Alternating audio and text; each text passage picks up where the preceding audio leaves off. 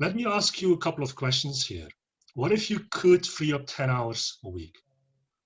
What if you could spend that time actually on building your business, building your company?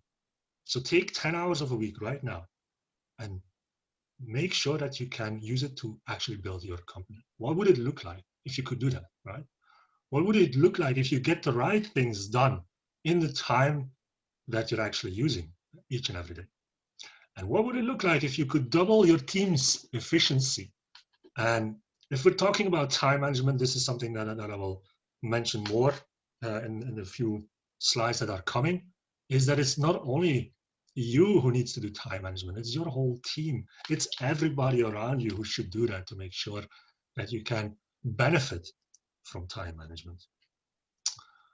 So you can have a life that looks more like this, where you can actually enjoy it, enjoy the business, enjoy the life, because you control the time that you have. Because remember, if there's one thing that you cannot make more of, it's time. So you only have a lot of time throughout the day, throughout the week, throughout our life.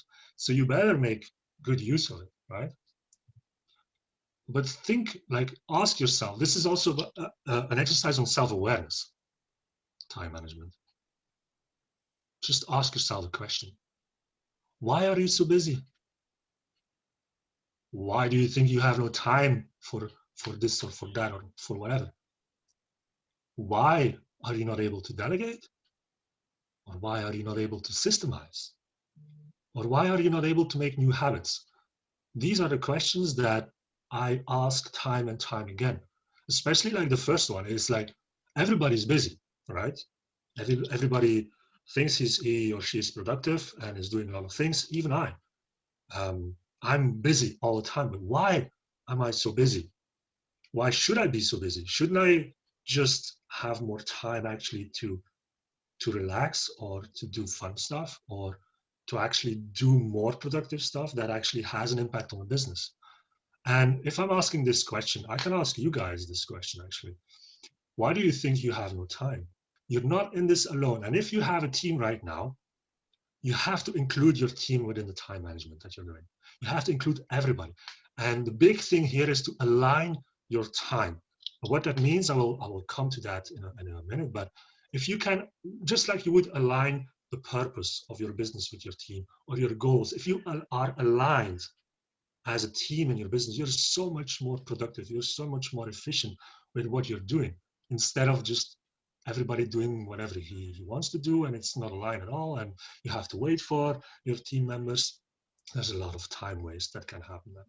You have to put the focus in a specific time frame. So if you're doing something, then I always suggest put a time frame on it. So if you're doing copywriting, for example, you need to create an email sequence or whatever it is. Then in your calendar, you plan your day and you put 2 hours in your day to do that, or maybe an hour, whatever. But you have to put a specific time frame. Don't say, today I'm just going to do some copywriting and we'll get there. It's not going to get done. You're going to get sidetracked by a lot of things. So pick a time frame, put it in your calendar, and put a focus on that. The pressure of the deadline, the pressure of you have to do it in that time frame. And when the time is done, you're done. You have to stop with that task. Once you do time management, it's not only about planning. It's not only about breaking it down in sprints. It's not only about making sure that you get something done.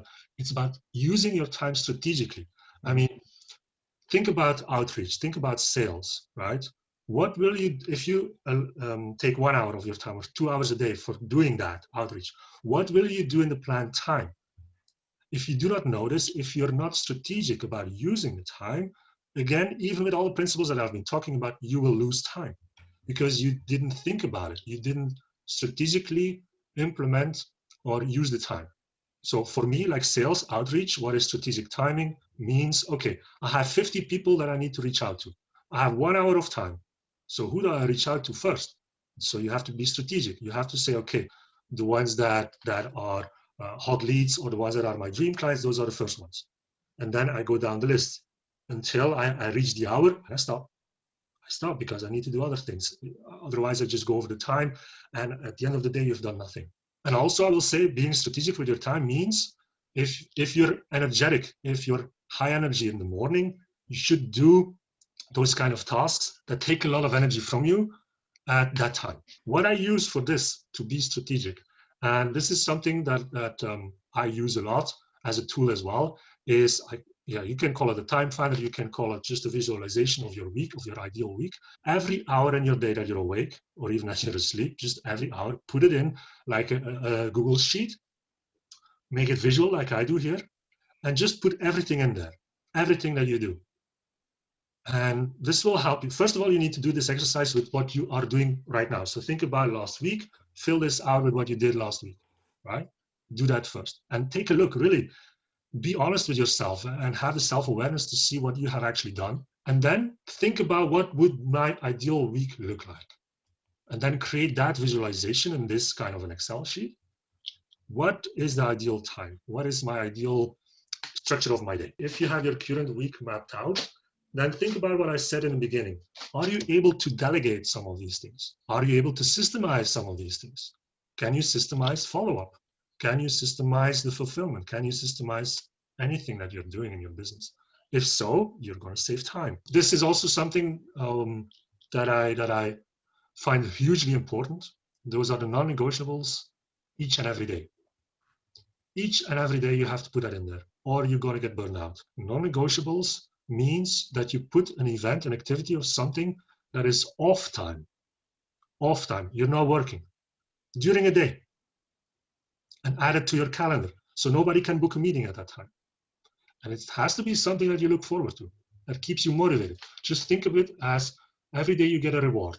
Every day you get a reward to do something that you love doing and it's not work. This is how my calendar looks like. So this is a representation in Google Calendar, right? If I start with this, and then I go to my calendar and the blocks that are in there every day, like Renaissance time, that is like reading, meditation, whatever, always in there. And then I color code everything. And it looks like a scrapbook, or it looks like a painting almost. And once I show this to business owners, they're like, oh, what the hell is this? So many colors, I don't know what it is. But once you get a color code that you want to use and you apply it, for me, it's super easy to see that I will have a busy Zoom week, because all the red ones are meetings, for example. So in a second, I can see where is there time for specific things to plan, right? One more thing is, again, create that alignment with your team, especially online businesses with distributed teams. So hugely important that you know exactly from each other, when are you working, what time zone, so you can see. If you create an overview like this, you can create a view of hours of overlap. And that's like a principle, especially for teams. Hours of overlap are important, because if you have a distributed team, so a VA is in the Philippines, you're in America, I'm in Europe, how do you make sure that you can communicate efficiently? You have to know what everybody is doing in terms of time management. So everybody needs to do this one, everybody needs to share this, and you have to align this with each other. So you're not bugging your team members on a specific time frame that they're not working, or they do not like to work, or they have a non-negotiable in there. So you don't put a team meeting in there, because if you do, and you force people to abide by your time only, you know what will happen? You will get frustrated team members. This is what a lot of business owners, a lot of people forget. They think about time management, they think about their own. But if you have a team, this is as important as anything.